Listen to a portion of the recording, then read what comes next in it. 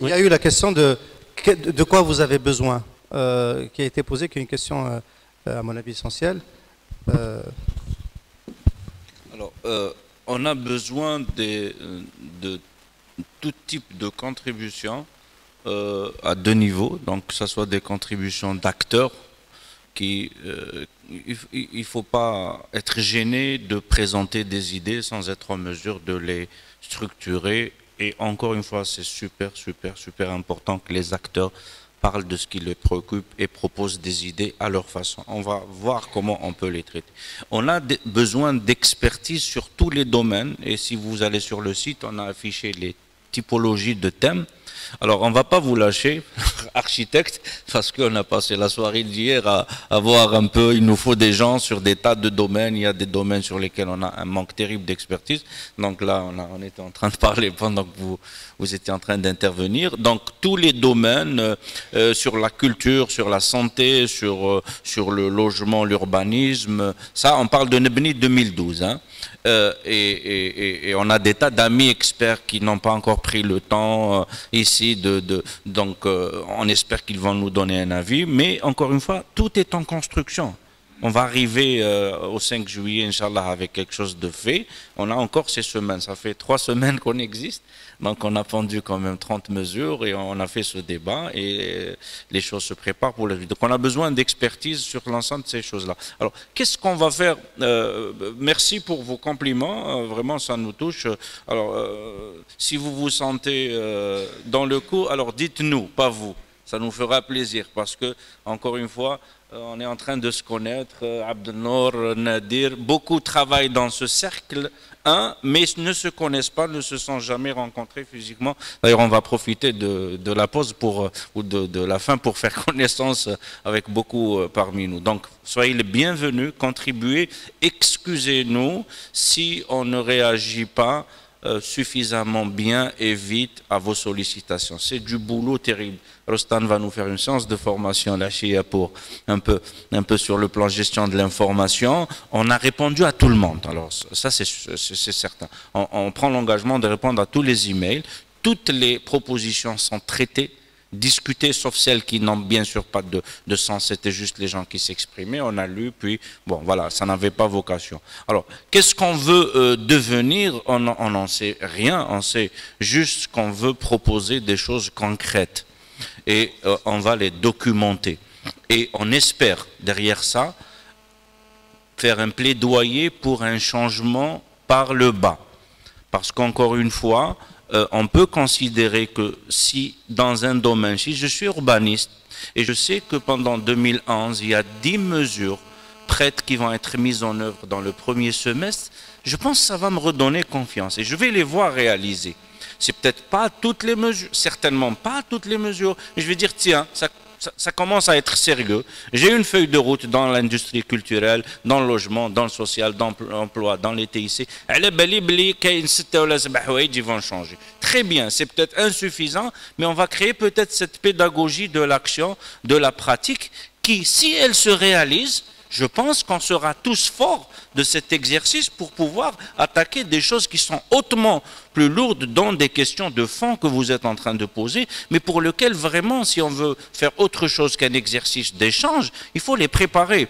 Il faut qu'on réapprenne à débattre, qu'on réapprenne à s'écouter, qu'on réapprenne vraiment à prendre la vie. Vraiment, ça nous fait plaisir d'avoir des gens qui disent, et c'est ce qui nous intéresse le plus, c'est que les gens descendent les propositions parce qu'on n'a pas un caractère, un peu, c'est des idées qui viennent, certaines, voilà, d'ailleurs il y a des votes, il y a des mesures qu'on n'a pas fait passer, d'autres qui sont là et la majorité, une bonne partie n'était pas d'accord. Donc on n'a aucune prétention, alors surtout pas d'une approche systémique, c'est juste des mesures pratiques qui ont un sens. Et on espère qu'il y aurait pour l'Algérie un agenda de changement social et économique, et on insiste sur ce point, parce qu'on a souvent opposé chez nous le social à l'économique. Vous pouvez nous dire ça? Pourquoi social et économique? Est-ce que le débat de ces derniers mois, c'était d'opposer cette mesure-là, c'est du social? Non. Il peut y avoir de l'économique dans le social, il peut y avoir du social dans l'économique. Il ne faut surtout pas les opposer. Nous, nos mesures, si vous regardez bien, elles touchent aux deux domaines, mais tout est quantifié, tout est vu selon une logique un peu de dynamique de changement. Donc, pour répondre directement, Nebni a un mandat aujourd'hui qui est celui de produire et il est clair, rejoignez-nous, après il vous appartient de contribuer, de donner l'orientation que vous souhaitez. On est totalement open, il n'y a pas d'agenda caché, il n'y a aucune autre prétention, voilà, et semaine par semaine, j'ai trop parlé. Très bien. En fait, je suis très heureux d'être ici parce que il y a un mot, quand j'ai lu Nebni, c'était liberté. Et moi, mon intervention, ça va être en deux parties.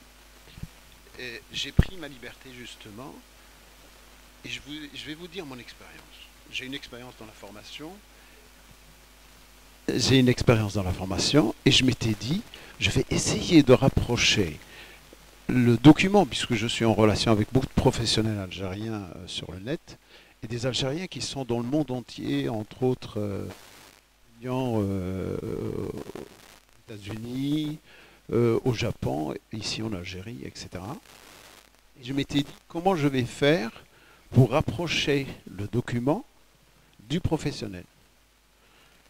J'ai été sur un site canadien qui donnait la possibilité, qui s'appelle LinkedIn, je pense que certains et même beaucoup le connaissent, et j'ai créé juste quelque chose qui s'appellerait le troc du savoir. C'est-à-dire que j'ai réuni, pour la première fois il y a 3 semaines, des Algériens, des professionnels, qui sont venus avec des documents sur flash disk.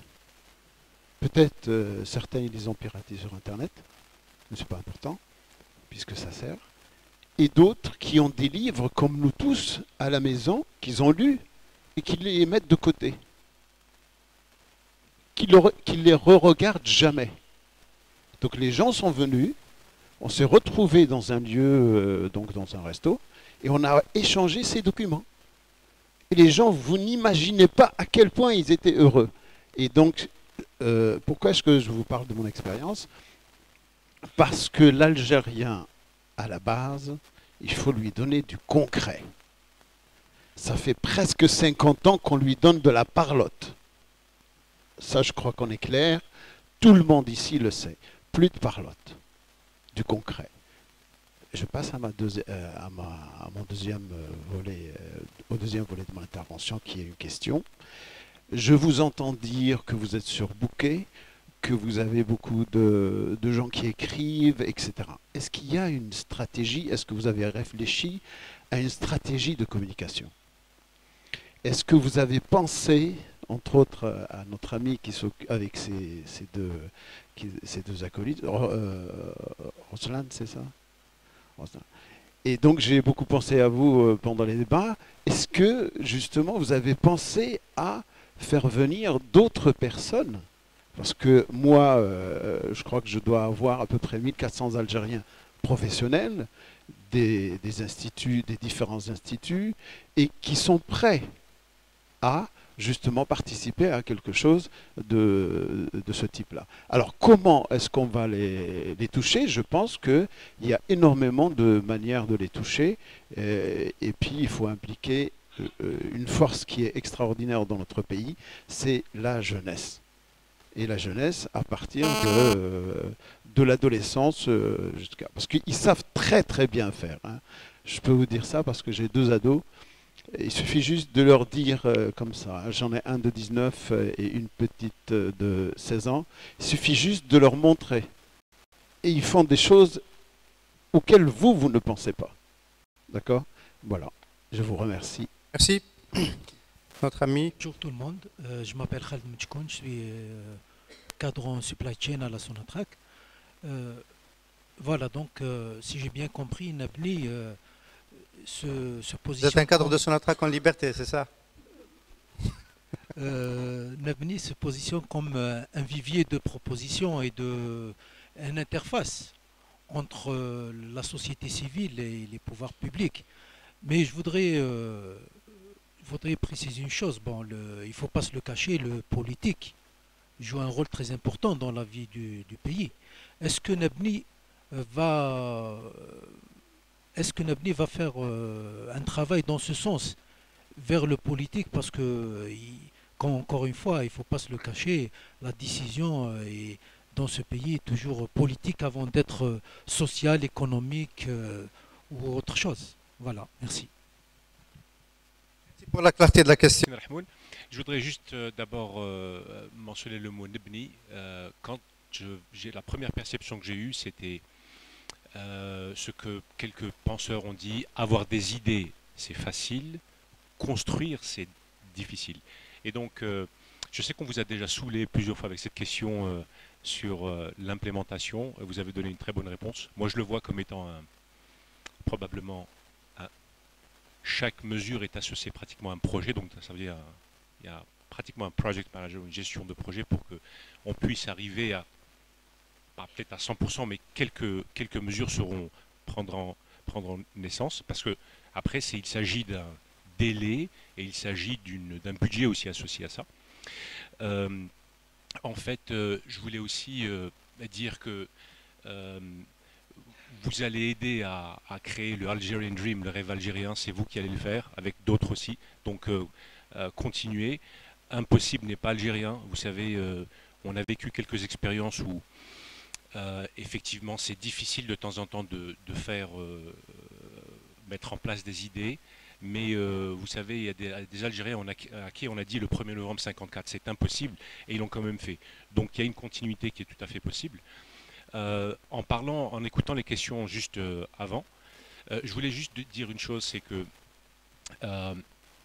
bâtir, c'est très important. Je reviens à Nabni, et une question un peu plus haute que peut-être les autres, c'est de dire que est-ce que vous avez pensé à un statut pour Nebni en termes disons, d'association ou être représenté, de telle façon à ce que plus tard, et je connais beaucoup de personnes qui ont de l'argent, moi-même je voudrais, parce que à la question que vous avez posée, c'est quel type d'aide vous avez dit? Effectivement, dépenser. Mais il vous faudra aussi éventuellement de l'argent, parce que pour l'instant, vous êtes en train de couvrir tous les coûts de vos poches. Vous voyagez, il vous faudra aussi des volontaires pour... vous ne devrez pas, par exemple, traduire un document d'anglais en arabe, vous n'avez pas le temps, il y a une bande passante. Donc je connais beaucoup de gens qui certainement voudront mettre de l'argent, et donc il faudra un statut, après 2012. Donc expliquez-nous un petit peu si vous pensez à association, et aujourd'hui, si on veut donner de l'argent, comment on fait? Quoique notre confrère Qadi Hassan notamment, et tous les intervenants, ne nous ont pratiquement rien laissé à dire. D'ailleurs, je tiens au passage à remercier notre confrère pour le fait qu'il a su se tenir impartial et neutre. Bon. Donc moi je reviens et j'insiste encore une fois sur l'application, sur la mise en œuvre de cette initiative, enfin des propositions en général, parce qu'il faut dire les quatre vérités aujourd'hui. L'Algérien, je dirais depuis 62, la société algérienne a toujours, c'est-à-dire a toujours su ce qu'elle voulait en fait. C'est-à-dire les problèmes sont identifiés et on a vu déjà plusieurs propositions. On a vu des commissions de réforme, des commissions de propositions dont les plus illustres, celle par exemple relative à la justice, qu'a monté le défunt Mohamed Saad par exemple, dans l'éducation aussi. Mais aujourd'hui, on veut savoir justement, quand vous dites tout à l'heure que nous allons tenter de convaincre tous les partis politiques. Moi, je vous pose la question, comment allez-vous pouvoir convaincre un parti politique si vous ne partagez pas, si vous n'êtes pas de la même obédience, je dirais, politique d'abord. Ensuite, aujourd'hui, on remarque que l'initiative intervient dans un contexte particulier. Donc, et le choix des dates n'est nullement fortuit.